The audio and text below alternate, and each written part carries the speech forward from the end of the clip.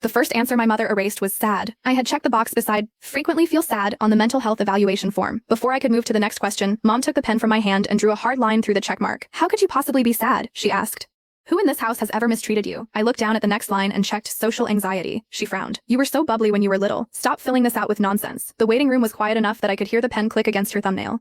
I did not argue. I changed frequently to never. I erased frequent insomnia because she said I slept perfectly. Every answer that worried her became an answer she could live with. By the time we handed the form back, it no longer described me. It described the daughter my mother wanted the doctor to examine. The report came back normal. Mom read it twice, then released a breath as if she had been the patient all along. See? I told you there was nothing wrong with you. I know you better than any doctor ever could. In the car, she photographed the report and posted it to our family Snapchat group. She drew a red circle around results. Normal. Took her for a checkup today. Absolutely nothing is wrong. She's just scaring herself. The replies arrived before we reached the first traffic light. Aunt Mary said I had too good a life to be depressed. Uncle John blamed TikTok. Dad wrote, good to know she's fine. Stop causing drama now. Your mom works so hard to take care of you. Mom placed the phone between us so I could see every message. If people didn't know better, she said, they'd think I was abusing you. I rubbed the old scar beneath my sleeve and chose the answer that made the car quiet. Yeah, I said, I'm fine. That was the moment I understood the report was not a diagnosis. It was an instruction.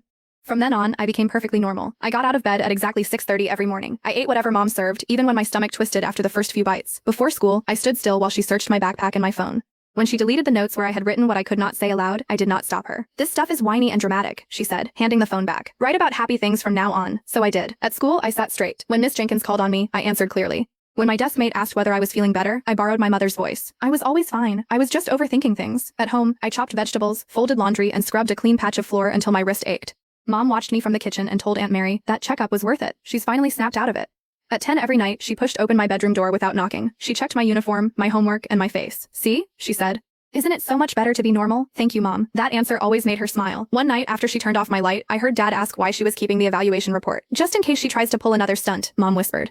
When her footsteps disappeared, I switched on my desk lamp. The report lay beneath it, pressed perfectly flat. Yeah. Score, normal. No depressive tendencies. Recommended. Maintain healthy family communication. Ma. I opened a new journal. Today I woke up on time. I finished breakfast. I did not zone out in class. I helped Mom with the chores. Then I wrote the only conclusion my family would accept. I am doing great. On the 7th day of writing that sentence, I vomited during my midterm exam. The proctor's footsteps and the rustle of paper receded until all I could hear was my own heartbeat striking against my ribs. Miss Jenkins helped me into the hallway and called Mom. 30 minutes later, Mom arrived carrying the report in her purse. The edges were already frayed from how often she had unfolded it. Miss Jenkins said I was pale and should go home. No need. Mom held up the paper. We just got her checked. The results were perfect. She throws up the moment midterms start. What a coincidence. Students slowed beside the water fountain. They looked at the red circled word, then at me. Miss Jenkins lowered her voice. It could be academic stress. Tears filled Mom's eyes. Stress? She's the only one with stress? I sacrificed my entire life for her. She claimed she had a mental illness, so I took her to the best doctor. The result is right here in black and white. She is not sick.